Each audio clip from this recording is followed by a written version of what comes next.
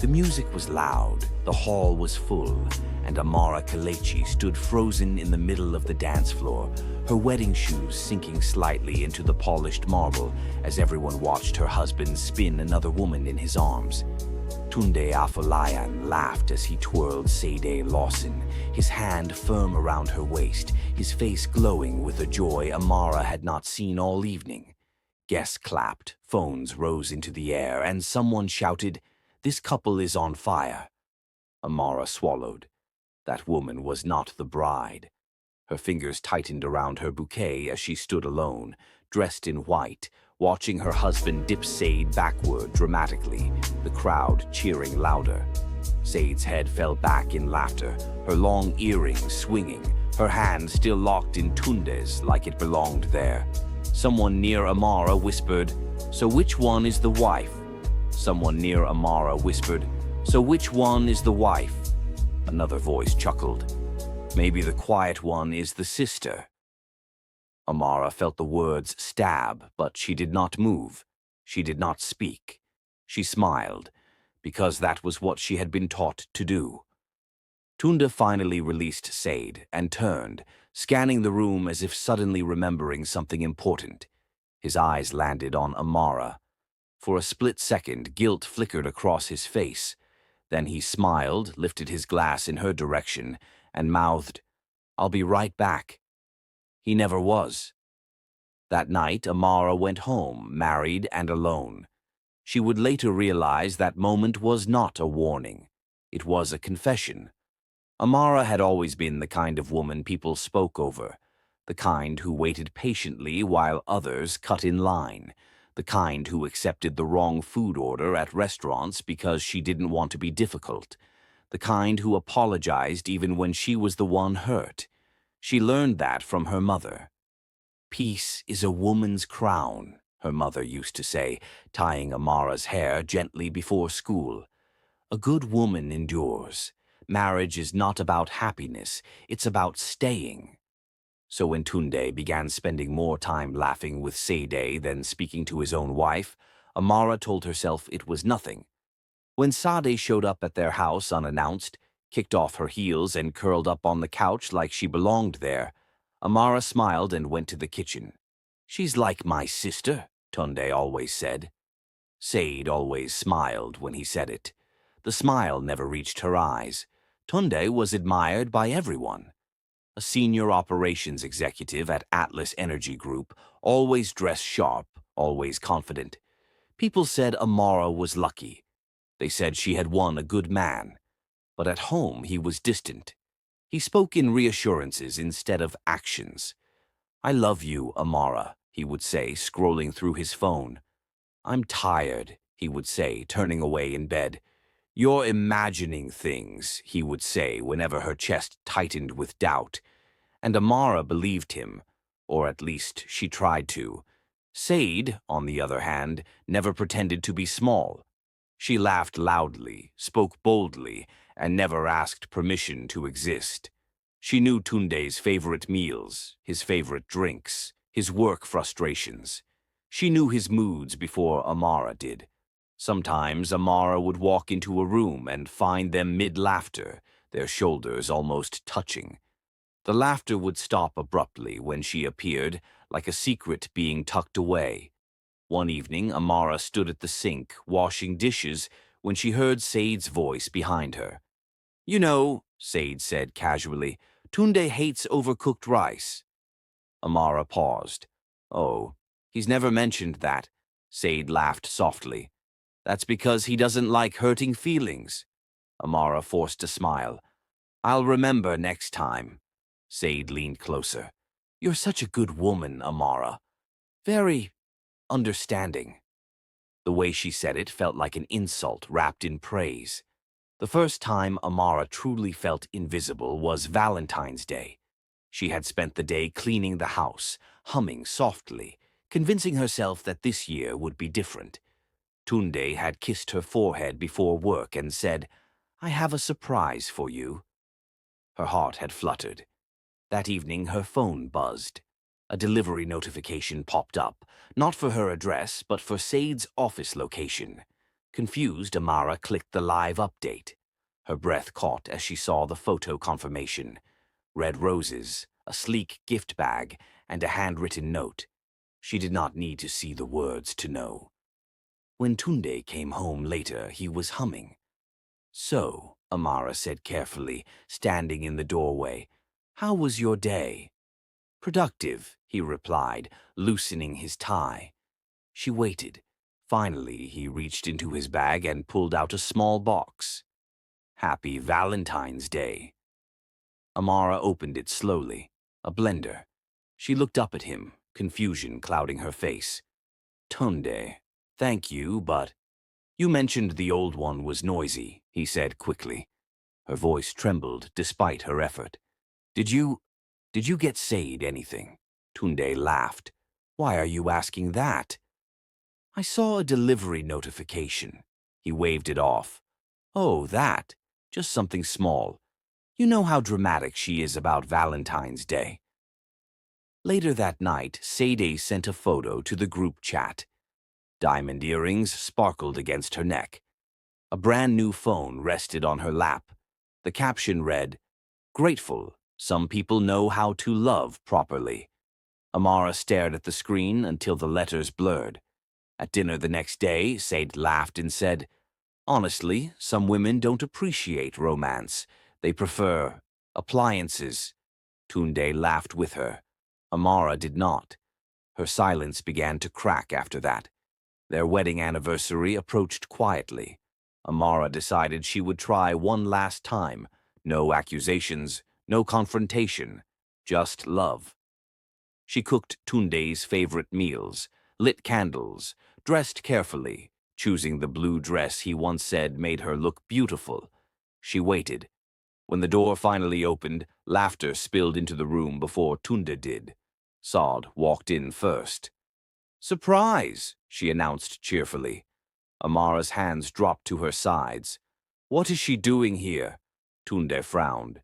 "Relax. We ran into each other. It's not a big deal."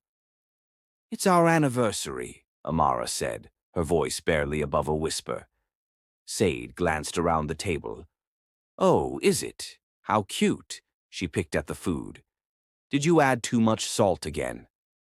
That was when something inside Amara finally snapped. "I just wanted one night," she said, her voice shaking but audible. "One night alone with my husband." The room went silent. Tunde's face hardened. "Why are you being like this?" "Like what?" Amara asked, tears filling her eyes. "Like a wife?" Said scoffed. "This insecurity is exhausting." Tunde slammed his keys on the table. "I won't be accused in my own house." He grabbed his jacket. "Where are you going?" Amara asked. "Somewhere I can breathe," he snapped. He left with Said, and this time he didn't come back that night. Or the next. Or the next. Amara's calls went unanswered, her messages unread. Her body grew weaker with each passing hour, her chest tight, her head spinning. On the third day, she collapsed in the hallway. The doctor at Emerald Cross Hospital spoke gently. "You're 3 weeks pregnant." Amara's tears fell silently. Tunde still did not know. And somewhere deep inside her, something darker than pain was waking up. Amara woke up to the sound of machines beeping softly around her, the sterile smell of disinfectant filling her nose. Her throat felt dry, her body heavy, as though something vital had been scooped out of her chest and replaced with air. She blinked slowly, trying to remember where she was. The hospital bed, the white walls, the IV taped to her hand. And then the words came rushing back. "You're 3 weeks pregnant." Her fingers curled into the thin hospital sheet as tears slid silently down the sides of her face. Pregnant. After everything. After all the loneliness. A small, fragile hope had taken root inside her without her even realizing it. "Excuse me," she whispered hoarsely to the nurse passing by. "Has my husband called?" The nurse hesitated. "No, ma'am." Amara nodded slowly, as if she had expected that answer. When the nurse left, she reached for her phone with trembling hands. 27 missed calls, dozens of unread messages, all from her, not from Tunde. Her heart pounded as she typed, "I'm in the hospital. Please call me. It's important." The message showed one gray tick. Blocked. Her chest tightened as panic crept in. She tried again. The same result. Her fingers shook as she scrolled, realization dawning painfully. Said had blocked her number. Amara pressed the phone to her chest and let out a broken sob. When she was discharged later that evening, she went home alone. The house felt colder than before, emptier. Tunde's side of the bed was untouched, his clothes missing from the wardrobe. It was as if he had erased himself. She sat on the edge of the bed and whispered to the silence, "I'm pregnant." No one answered. The next morning, her phone rang. Unknown number. Her breath hitched as she answered. "Hello?" "Amara," Said's voice purred through the line. "You've been calling a lot." Amara stood up immediately. "Please, let me speak to Tunde." Said sighed dramatically. "He doesn't want to talk right now. He's been very stressed." "I collapsed," Amara said, her voice cracking. "I was in the hospital." "Oh," Said replied flatly. "That's unfortunate." "I need to see him," Amara insisted. "It's important." There was a pause, then Said said, "Fine. There's a quiet place we can meet. Lua Nature Reserve, near the lake, tomorrow morning." "Why there?" Amara asked. "It's peaceful," Sade replied. "We'll all talk calmly. No drama." The line went dead. Amara stared at the phone long after the call ended, dread curling in her stomach. Something felt wrong, deeply wrong. But desperation overpowered fear. She needed to tell Tunde about the baby. That night, Amara barely slept. She lay awake, one hand resting protectively on her stomach, whispering promises to a life that barely existed. "I'll protect you," she murmured. "I won't stay silent anymore." The next morning, she arrived at the reserve early. The air was cool, the water still, reflecting the gray sky above. Birds chirped softly, oblivious to the storm brewing inside her. Said was already there. She stood by the dock, dressed casually, sunglasses perched on her head. She smiled when she saw Amara. "You look tired," Sade said. "Stress doesn't suit you." "Where is Tunde?" Amara asked immediately. "He arrived earlier," Said replied smoothly. "He needed some space." Amara frowned. "Then why am I here?" Said gestured toward a small canoe tied to the dock. "We need to cross to the other side. It's more private." Amara hesitated. "I don't feel comfortable." Said laughed. "You're always so dramatic." Against her better judgment, Amara stepped into the canoe. The water rocked gently as Sade climbed in after her. They paddled in silence for a moment, the only sound the splash of water against wood. Then Sade spoke. "You know," she said casually, "Tunde never planned to marry you." Amara stiffened. "What?" "He needed stability," Sade continued. "Someone quiet, someone who wouldn't challenge him." "That's not true," Amara said weakly. Sade turned to face her. "He chose you because you were easy to control." Amara's hands trembled. "He loves me." Sade laughed, sharp and cruel. "If that's love, then you don't know what love looks like." The canoe rocked as Amara shifted. "Why are you telling me this?" "Because you deserve the truth," Sade replied. "He loves me. He always has." "No," Amara whispered. "Stop." "He married you because you were safe," Sade pressed on. "But I'm the one he comes to when he wants to feel alive." Amara felt something crack inside her chest. "Then why didn't he marry you?" Sade's eyes darkened. "Because I wouldn't shrink myself for him." The wind picked up slightly, rippling the water. The canoe swayed. "I'm pregnant," Amara said suddenly, the words bursting out before fear could stop them. Sade froze. Then she laughed. "That's not funny," Amara said. "I collapsed. I was in the hospital. He needs to know." Sade's smile vanished. "You're lying." "I'm not," Amara said firmly, tears streaming down her face. "And I will tell him." Sade's hand shot out, gripping the side of the canoe. "You think a baby will make him stay?" The canoe rocked violently. "Stop," Amara cried. "You're going to tip us over."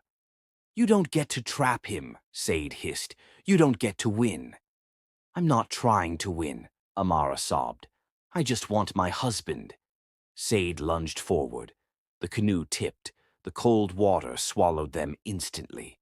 Amara gasped, panic exploding in her chest as she thrashed beneath the surface. Her dress weighed her down, her limbs heavy. She screamed, but water filled her mouth. She kicked upward, breaking the surface briefly. "Help!" she cried. Sade was closer to the dock, splashing wildly. Then Amara saw him. Tunde stood on the shore, eyes wide, frozen for a split second. "Help us!" Amara screamed again, reaching out. Tunde dove into the water. He swam past Amara, straight to Sade. "No!" Amara cried, her voice breaking as her arms flailed uselessly. "Please!" Tunde wrapped his arms around Sade and dragged her toward the dock. Amara's strength faded rapidly, her vision blurred, her hand slipped beneath the surface. Her last thought before everything went dark was of the tiny life inside her, and how silence had brought her here. Amara woke up coughing violently, her body convulsing as water spilled from her lungs. Her chest burned like it was on fire, every breath sharp and painful. Voices echoed around her, distant and frantic. "She's breathing. Get her on her side. Call an ambulance." She felt hands pressing against her back, felt the ground beneath her cheek, cold and unforgiving. Her eyelids fluttered open briefly, just long enough to see Tunde kneeling a few feet away, holding Sadie tightly as she cried into his chest. "Are you okay?" he kept asking Sade, his voice shaking. "Talk to me, please." Amara tried to speak, her lips parted, but no sound came out. No one was looking at her. The world slipped away again. When she woke up the second time, the ceiling above her was white, too white. The steady beeping of a monitor filled the room. Her body felt hollow, emptied out. She blinked slowly, dread creeping up her spine before her mind fully caught up. The hospital. Her hand moved instinctively to her stomach. Flat. The doctor stood at the foot of the bed, clipboard in hand, eyes careful. "Mrs. Afolayan," she said gently, "you're stable now." Amara swallowed. "My baby?" The silence answered first. "I'm sorry," the doctor continued softly. "The trauma caused a miscarriage." Amara stared at her, unblinking. "No," she whispered. "No, that's not possible." The doctor stepped closer. "You lost a lot of oxygen. We did everything we could." Amara turned her head to the side as a sound tore out of her throat, raw and animal. Her body shook as grief ripped through her, violent and uncontrollable. Tears soaked the pillow, her fingers clutching the sheets like they were the only thing keeping her anchored to the world. The door opened quietly. Tunde stepped inside. He looked smaller than she remembered. His clothes were damp, his hair disheveled, his eyes bloodshot. Guilt clung to him like a shadow. "Amara," he said hoarsely. She didn't look at him. "I didn't know," he continued quickly, desperation spilling into his voice. "I swear I didn't know you were pregnant." Her lips trembled, but she remained silent. "If I had known," she turned then, eyes blazing through tears, "you would have saved me." The words hit him like a slap. He opened his mouth, closed it again. "You chose her," Amara said quietly. "You saw me. You heard me. And you swam past me." His knees buckled as he dropped into the chair beside her bed. "I panicked. I didn't think—" "No," she interrupted. "You did think. You chose." Tears streamed down his face. "I'm sorry." I lost my child, she said flatly, while you held another woman. The door creaked open again. Sade stepped in. Amara's entire body stiffened. Tunde turned sharply. You shouldn't be here. Sade's eyes flicked to Amara, then back to him. I just wanted to make sure you were okay. Amara laughed. It was hollow, broken. Get out, Sade bristled. Excuse me. Get out, Amara repeated, louder now. I don't want to see you. Ever again. Tunde stood. Leave, Sade. For the first time, Sade looked stunned. Tunde, leave, he said firmly. She hesitated, then scoffed. You'll regret this. She walked out. The silence she left behind was thick and suffocating. Tunde turned back to Amara, voice trembling. Please let me fix this. She shook her head slowly. There is nothing left to fix. I was wrong, he pleaded. I made mistakes, but I love you. She met his eyes. You loved the idea of me. You loved that I was quiet, that I stayed. He reached for her hand. She pulled away. I'm done, she said. I want a divorce. The word hung in the air like a final verdict. Tunde stared at her as if he had never seen her before. You don't mean that. I've never meant anything more. But we can start over, he said desperately. I'll cut her off. I'll do better. She shook her head. You had years to do better. He broke down then, sobbing openly. I'm begging you. Amara's voice was steady. I begged you first. She turned away. That was the end of her marriage. A week later, Amara checked into a small hotel on the outskirts of the city. She needed space. From the house, from memories, from voices telling her to reconsider. Her mother came to see her on the third day. I heard, her mother said quietly, sitting across from her. Amara braced herself. I'm getting a divorce. Her mother reached across the table and took her hand. I know. Amara blinked. You're not angry? Her mother's eyes filled with tears. I'm angry I taught you to stay silent. The words shattered something inside Amara. She cried harder than she had since the hospital. Slowly, painfully, she began to rebuild. At work, when a colleague tried to take credit for her ideas, she spoke up. When her supervisor dismissed her concerns, she pushed back. Each time, her voice shook less. Tunde tried to call. She didn't answer. He sent messages. She didn't reply. She heard through mutual friends that Sade had vanished from his life completely, that his reputation was crumbling, that regret had settled into him like a permanent ache. It no longer mattered. One afternoon, Amara stood in front of a small group of women in a community center, her hands clasped together. I lost my baby, she said softly, and I realized how many of us grieve in silence. She spoke about pain, about loss, about finding a voice when it feels impossible. The room was silent when she finished. Then someone started clapping. The applause that followed Amara's words felt distant, like it belonged to someone else. She stood still, hands trembling slightly, her chest rising and falling as though she had just run a long distance. Women slowly stood, one after the other, some wiping tears, some nodding silently. After the event, a woman approached her and whispered, "Thank you for saying what I couldn't." Amara smiled softly. That night, she went back to her hotel room and sat on the bed, staring at the city lights through the window. For the first time since the lake, the pain in her chest eased, not disappeared, but softened. She placed a hand over her heart and breathed. She was still grieving, but she was no longer lost. Months passed. The divorce papers came and went without drama. Tunde signed them quietly. He did not fight. He did not argue.